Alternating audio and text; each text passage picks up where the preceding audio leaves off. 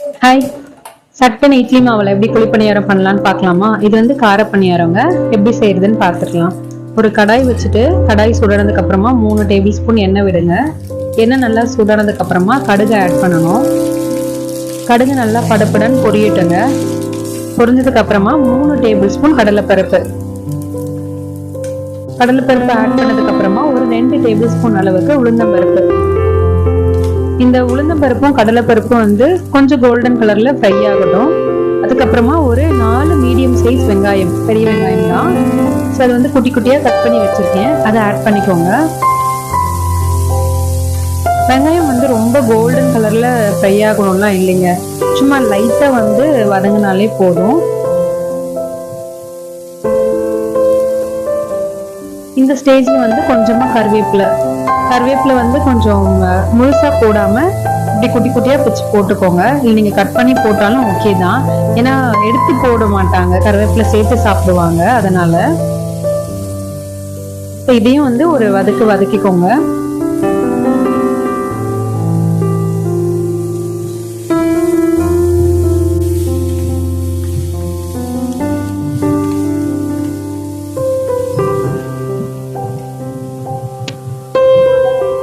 இந்த ஸ்டேஜ்ல வந்து ஒரு 2 பச்சை மிளகாய், இந்த 2 பச்சை மிளகாய் வந்து நான் குட்டி குட்டியா ரவுண்டா கட் பண்ணி போடுறேன். ஒருவேளை உங்க வீட்டுல குட்டி பசங்க நிறைய பேர் இருக்க மாதிரி இருந்தாங்கன்னா இது வந்து நீங்க நீட்டு வாக்குலயும் ஒரு 2 பச்சை மிளகாய் கட் பண்ணி போட்டுக்கலாம்.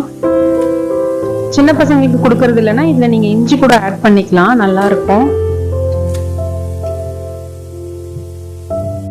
இதெல்லாம் ஒன்னா சேர்த்து ஒரு தடவை நல்லா வதக்கிக்கோங்க.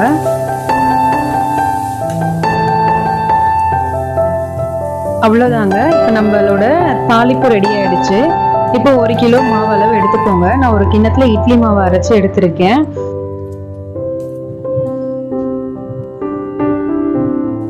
ஸோ இந்த மாவு பார்த்தீங்கன்னா இட்லி மாவு நம்ம திக்னஸ் இருக்கும் இல்லைங்களா, அந்த அளவு தான் இருக்கணும். தோசை மாவு அளவு இருந்துச்சுன்னா குழிப்பணியாரம் வந்து உங்களுக்கு ப்ராப்பரா வராது திருப்புறதுக்கு.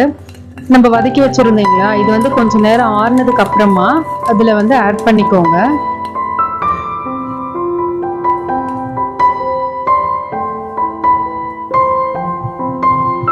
மாவையும் இந்த தாளிப்பையும் ஒன்னா சேர்ந்து கலந்துடலாம். வாங்க இப்ப குழிப்பணியாரம் செஞ்சிடலாம். அடுப்பு பற்ற வச்சுட்டு மேல குழிப்பணியார சட்டி வச்சிருங்க. கல்லு நல்லா சூடாகட்டும். சூடானதுக்கு அப்புறமா ஒவ்வொரு குழிலையும் ஒரு 1/4 தேக்கரண்டி அளவுக்கு எண்ணெய் ஊத்திக்கோங்க. எண்ணெய் நல்லா சூடானதுக்கு அப்புறமா ஒவ்வொரு குழிலையும் நம்ம மிக்ஸ் பண்ணி வச்சிருக்க மாவு எடுத்து ஊத்த ஆரம்பிச்சிடலாம். 3/4 பாகம் வந்து முழுகிற அளவு வந்து மாவு ஊத்தினா போதுங்க. ஏன்னா வந்து உங்களுக்கு குழிப்பணியாரம் வந்து வெந்து வரும்போது மேல உப்பி வரும், அப்பதான் திருப்புறதுக்குமே வந்து ஈஸியா இருக்கும்.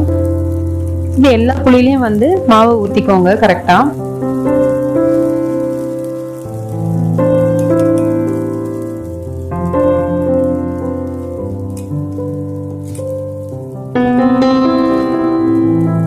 இப்போ வந்து என்ன பண்ணலாம்னா ஒரு மூடி போட்டு 2 ல இருந்து 3 நிமிஷம் விட்டுறலாம். அதே டைம்ல இந்த பக்கம் பாத்தீங்கன்னா நம்ம அதுக்கு ஒரு சட்னி ரெடி பண்ணிடலாம். இது சிம்பிளா சட்னி அடைக்கக்கூடிய ஒரு தேங்காய் சட்னி தாங்க. நான் தேங்காய் வந்து கட் பண்ணி வச்சிருக்கேன், அதை வந்து ஒரு மிக்ஸி ஜார்ல ஆட் பண்ணிக்கிறேன். இது கூட வந்து ஒரு 5 பல் பூண்டு உரிச்சு வச்சிருக்கேன், அதையும் ஆட் பண்ணிக்கலாம். இது வந்து ரோட்டுக்கடை சட்னி மாதிரி இருக்குங்க, தண்ணி சட்னி மாதிரி, அதுதான் வந்து நல்லா இருக்கும். ஒரு 5 ல இருந்து 6 வரமிளகா, அது கூட வந்து பாத்தீங்கன்னா தேவையான அளவு உப்பு. பொட்டுக்கடலை வந்து நான் இங்க ஒரு கப் அளவு ஆட் பண்றேன். ஆக்சுவலி இது கொஞ்சம் பொட்டுக்கடலை அதிகமா இருந்தா அந்த சட்னியோட டேஸ்ட் நல்லா இருக்கும்.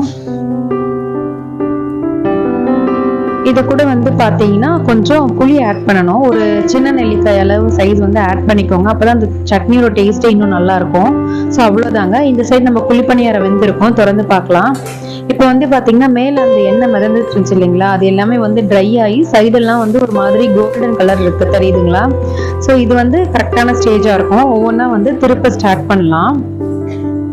ஏன்னா வந்து கொஞ்சம் நல்லா வெந்ததுக்கு அப்புறம் தான் உங்களுக்கு வந்து திருப்புறதுக்கு ஈஸியா வரும். நீங்க வேகிறதுக்கு முன்னாடி வந்து குழிப்பணியாரம் திருப்ப ஸ்டார்ட் பண்ணீங்கன்னா கண்டிப்பா திருப்ப வராது, பிச்சுட்டு தான் வரும்.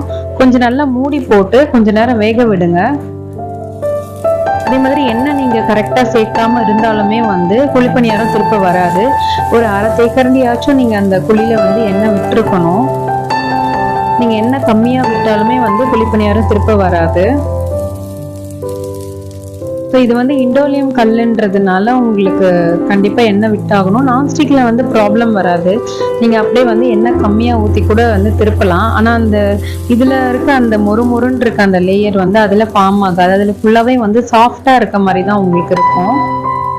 இப்போ என்ன பண்ணலாம்னா ஒரு குழியாக வந்து பொறுமையாக வந்து திருப்பி அது ஆப்போசிட் சைடில் திருப்பி விட்டுடலாம். அந்த பக்கமும் நல்லா வேகட்டும். ஸோ இதே மாதிரி எல்லா குழியும் வந்து குழிப்பணியாரத்தை வந்து திருப்பியாச்சு. இது திருப்பினதுக்கு அப்புறம் பார்த்தீங்கன்னா கீழ்பாகம் வேகிறதுக்கு ஒரு 1லேருந்து 2 சொட்டு வந்து எண்ணெய் விட்டுக்கோங்க. ஏன்னா அப்பதான் வந்து கீழே இருக்க சைடும் வந்து நல்ல முறுமுறுன்னு கோல்டன் கலர்ல வரும்.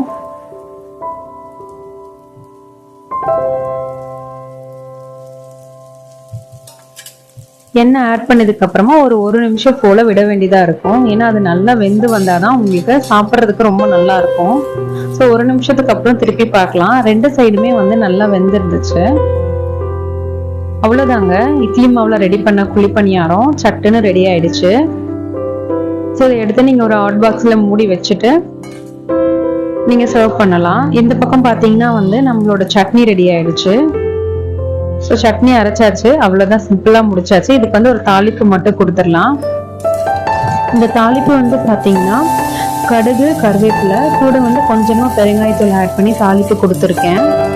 இது ரொம்பவே நல்லா இருக்கும் இந்த சட்னிக்கு. இந்த சட்னி வந்து பார்த்தீங்கன்னா ரொம்ப திக்காக இருந்துச்சுன்னா வந்து சாப்பிட்றதுக்கு நல்லா இருக்காதுங்க. கொஞ்சம் தண்ணியாக வச்சுக்கோங்க, ரோட்டுக்கடை சட்னி மாதிரி. அதுதான் குழிப்பணியாரம் கூட சாப்பிட ரொம்ப நல்லா இருக்கும். என்னோட டின்னர் வந்து ரெடி ஆயிடுச்சு, குழிப்பணியாரம் வித் தேங்காய் சட்னி. ஸோ இது வந்து குட்டி பசங்களுக்கு கண்டிப்பாக ரொம்ப பிடிக்குங்க. டெய்லியும் இட்லி தோசை அப்படின்னு கொடுக்காம இந்த மாதிரி ட்ரை பண்ணி பாருங்க. உங்களுக்கு இதில் விருப்பப்பட்டால் நீங்கள் கேரட் கூட ஆட் பண்ணலாம், நல்லா இருக்கும் கலர்ஃபுல்லாக சாப்பிட்றதுக்கு. ஸோ இது வந்து பார்த்தீங்கன்னா நான் இந்த சட்னியோட இந்த குழிப்பணியாரம் சாப்பிடும்போது அதோட கிரன்ச்சினஸ் வந்து நல்லாவே ஃபீல் ஆச்சு. அதோட மெயில் லேயர் வந்து ரொம்ப கிரன்ச்சியாக முறுமுறுன்னு இருந்துச்சு. இதில் கொடுக்குற நீங்கள் தாளிப்பு லெவல் வந்து ரொம்ப கம்மியாக கொடுத்தீங்கனாலும் வந்து குழிப்பணியாரம் டேஸ்ட் நல்லா இருக்காதுங்க. ஸோ வெங்காயம், கடலைப்பருப்பு, உளுந்த பருப்புலாம் அதுக்கு தகுந்த மாதிரி ஆட் பண்ணிங்கன்னா தான் அதோட டேஸ்ட் ரொம்பவே நல்லா இருக்கும். நீங்களும் இதை ட்ரை பண்ணிவிட்டு எனக்கு கமெண்ட் பண்ணுங்கள். நம்ம சேனலை லைக் பண்ணுங்கள், ஷேர் பண்ணுங்கள், சப்ஸ்கிரைப் பண்ணுங்கள். தேங்க்யூ.